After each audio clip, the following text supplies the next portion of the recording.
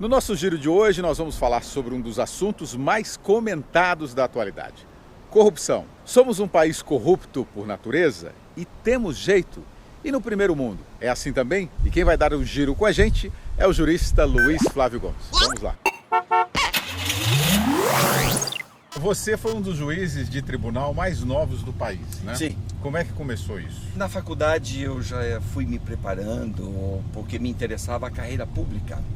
E era uma maneira, inclusive, de superar todas as minhas deficiências sociais. Eu sou de uma família muito humilde. Então comecei aos 21 anos delegado de polícia, aos 22 promotor e aos 25 me tornei juiz. Então sim, fiz uma carreira toda, 16 anos como juiz. Agora, como juiz, condenou mais ou absolveu mais? Mais ou menos, acho que meio a meio, porque eu sempre fui um juiz de respeito às garantias das pessoas, né? Mas ao mesmo tempo nós temos que nos preocupar sempre também com a garantia da sociedade. Então tudo depende de provas. As provas, de um modo geral, acontecem, mas em muitos casos o poder público falha, não traz provas.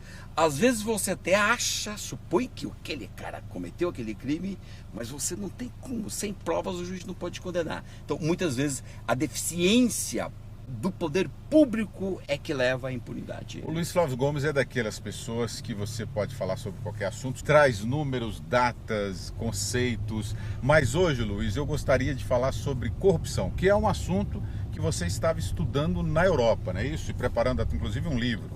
Estou preparando um livro, o livro vai se chamar Cleptocracia, ou seja, vem do grego kleptos, ladrão, cracia, poder, governo de ladrões. Na Europa, os políticos ou as pessoas são mais corruptas do que nós ou nós aprendemos com eles? Bom, na verdade, na Europa, eles já conseguiram um estágio bastante mais evoluído que nós, de um modo geral. Particularmente os povos escandinavos são os primeiros lugares em termos de prevenção da corrupção e controle, efetivo controle, freios em cima da corrupção. Não, eles são mais corruptos que nós? Não, firmes nos freios, eles estão muito menos corruptos, né? Muito menos corruptos que nós. Muito menos corruptos que a gente. O que se aproxima da gente é Espanha e Itália. São dois países muito vizinhos do Brasil em termos de corrupção. Itália está na posição 61, Brasil na posição 76. Ambos são muito corruptos. A partir de 30 é um país muito corrupto, muito corrupto. Portugal é 28, Espanha é 37. Mas qual que é a diferença da corrupção de lá e dos corruptos de lá para os corruptos de cá? Nós somos mais criativos? Não, a questão é só mais liberdade, é mais impunidade, é justiça mais frouxa. Porque só agora com a Lava Jato que nós estamos vendo, com o Mensalão também, mas da Lava Jato para cá, é que a gente vê que a justiça está colocando freios nesse povo, está condenando esses corruptos e está conseguindo recuperar bens para o patrimônio público que eles roubaram. Nós temos que controlar e podemos controlar a corrupção de duas maneiras: ou por freios externos ou por freio interno. Os freios externos vêm da lei, vêm da justiça, vêm das punições, das condenações. O freio interno vem da ética, a sua ética. Como você vê o mundo?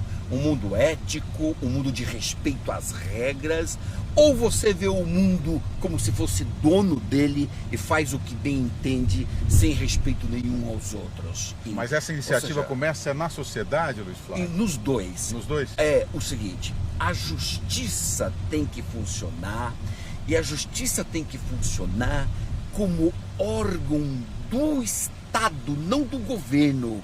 Enquanto a justiça está aliada ao governo de plantão, eles fazem conivência, conluio, e a justiça não toca no governo, respeita o governo. Aqui nós estamos aliados ao governo? Neste momento a Lava Jato se desgarrou do governo, a Lava Jato foi para cima e foi como órgão do Estado.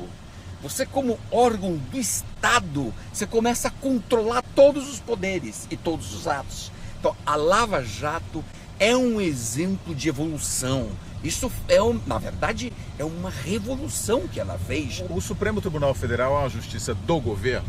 O Supremo é mais governo do que um órgão do Estado. Porque no controle a escolha da dos ministros? A forma como escolhe os ministros no Brasil é a mais primitiva das discussões da Constituinte dos Estados Unidos de 1780. Portanto, é o mais primitivo modelo. O presidente indica o amigo para ser juiz.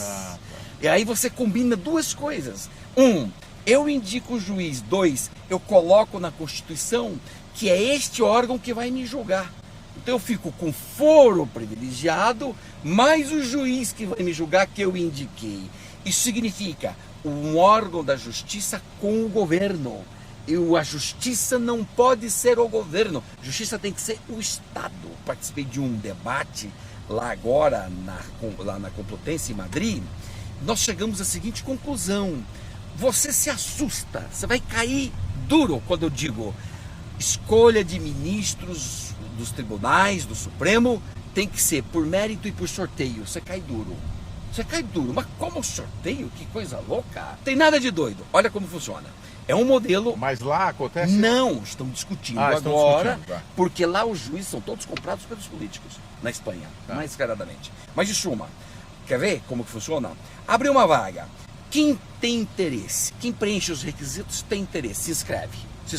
Escreveu 10, 20, 30, 50. O Supremo faz a triagem e dialoga, conversa, analisa mérito, analisa livros publicados, conhecimento técnico, habilidades, competências, analisa tudo. O Supremo analisa tudo e manda 6 nomes para o Congresso Nacional, lista sextupla.